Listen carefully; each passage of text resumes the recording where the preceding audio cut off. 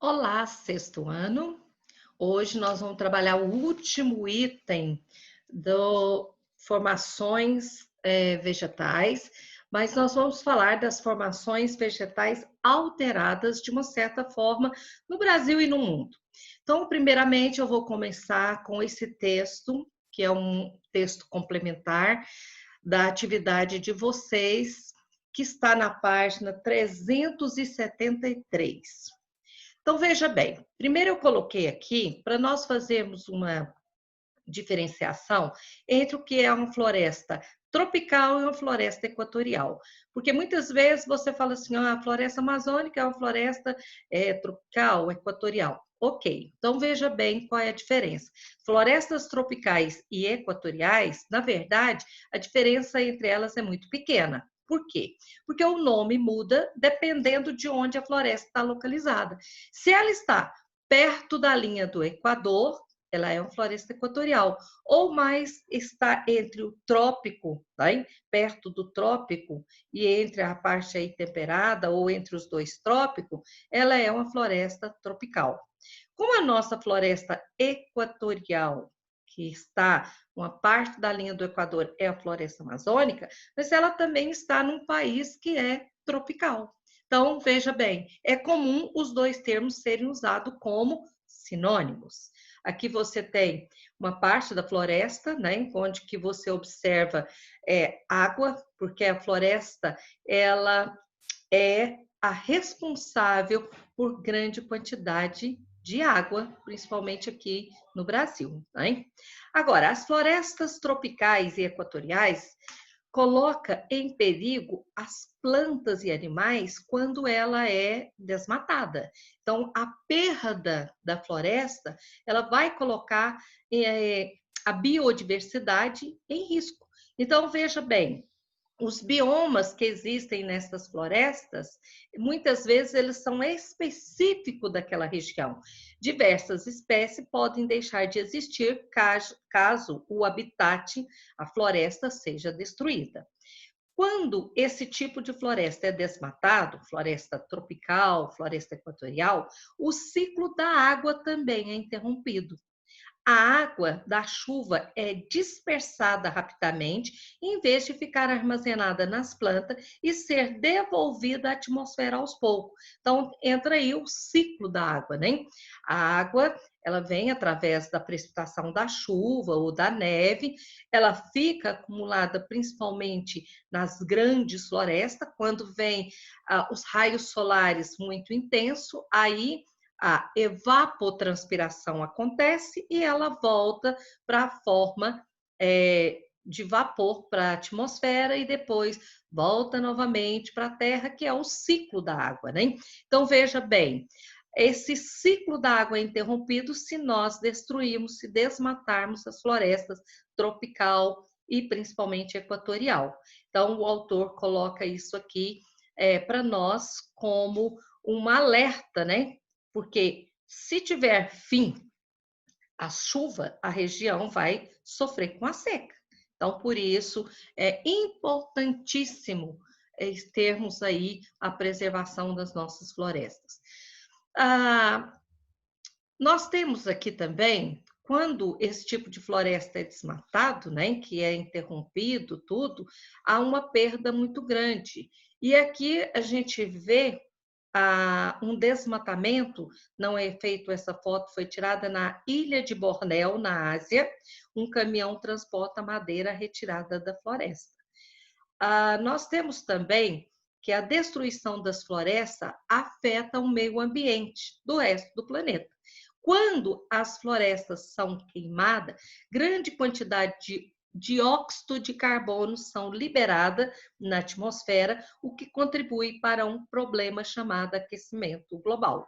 Então, a destruição das florestas vai afetar todo o planeta, não é só o problema dos animais, da extinção de vegetais, falta de água, né? Afeta também até o nosso ar. As florestas temperadas também sofrem, Tá? Falei agora das florestas equatorial, tropical, mas as florestas temperadas vêm sofrendo com a devastação pela ação humana e em maior parte devido à prática de agricultura, pecuária, exploração de madeira. E a gente vai ver que grande parte dos países pobres, eles derrubam as florestas para vender a madeira, né? E não fazem o que deveria fazer, que é o reflorestamento. Então, isso, de uma certa forma, vem a prejudicar todo o planeta. No livro de vocês, agora eu vou passar para a página 373.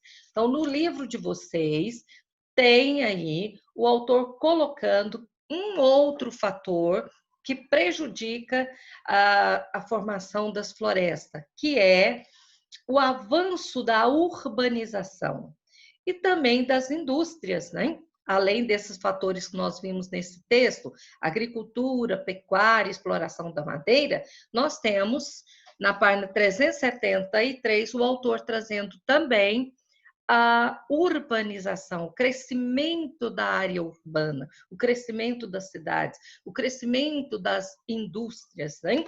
E aí ele coloca um mapa onde ele mostra para nós formações vegetais sendo alteradas pela ação humana.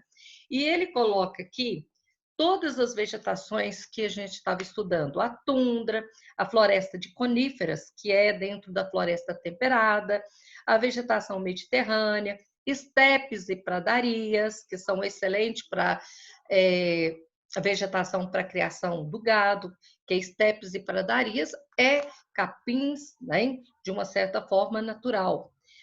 Desertos, savanas, floresta pluvial tropical, e ele fala aqui que o planeta está sofrendo e várias regiões são regiões antropizadas, ou seja, regiões e áreas que sofrem alteração do ser humano.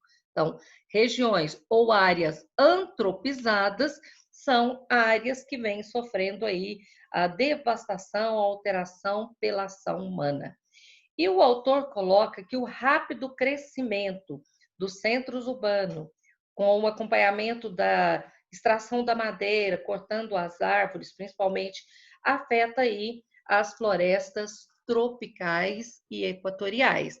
Mas ele fala também que as pastagens, as lavouras, as indústrias e a intensa exploração também das florestas temperadas no hemisfério norte reduz aí as áreas de vegetação original, ou seja, aquelas florestas nativas, principalmente aí essas florestas de pinheiros, né? Então, tudo isto é um alerta para nós cuidarmos da natureza, cuidarmos das florestas. E o autor, na página 375, ele coloca para vocês uma atividade relembrando o clima, a influência do clima, e também uma atividade de todas as vegetações aí que a gente estudou. Então, é uma atividade da página 375 de correção, que eu vou estar fazendo, já passei ela escrita, mas eu vou falar para vocês sobre ela agora. Tem duas fotos, uma é de clima semiárido e a outra é do clima temperado. E o autor coloca as duas fotos e pergunta para você, explique as possíveis influências que o clima exerce na vida das pessoas nos lugares mostrados nas fotos. Então, no clima semiárido, que é a foto a influência do clima semiárido é porque ele traz a escassez de água por parte aí da população, vai sofrer por falta de chuva, escassez de chuva. Então, eles muitas vezes têm que buscar água em lugares muito distantes. A outra foto, no clima temperado, a pessoa está usando roupas grossas, luva, cachecol, touca, está bem aquecida. Então, na foto B, as pessoas têm que utilizar roupas para se aquecer, porque o inverno nas regiões temperadas muitas vezes é abaixo de zero e há precipitação de neve. Então, a resposta está aí o fator que, tanto na foto A como na foto B, o clima está influenciando sim. Depois, ele pede para relacionar as colunas. De um lado, ele coloca A, B, C, D, E, F. E do outro, ele coloca o tipo de vegetação. Então, por exemplo, a tundra.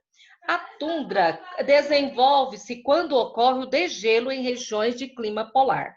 Vegetação de desertos, né, que é a letra F, o autor coloca adaptada à escassez de água e à variação de temperatura. O estepe e pradarias, no Brasil, é chamado pampa. A floresta pluvial tropical, com florestas densas, ricas em biodiversidade. Savanas, está do outro lado, no Brasil é chamado de cerrado. E a floresta temperada pode ser dividida em floresta de pinheiros e também floresta de coníferas, que nós chamamos de caducifólia. Está aí a correção da atividade. Façam atividade, leiam com atenção e tenham aí uma boa tarefinha e uma boa tarde.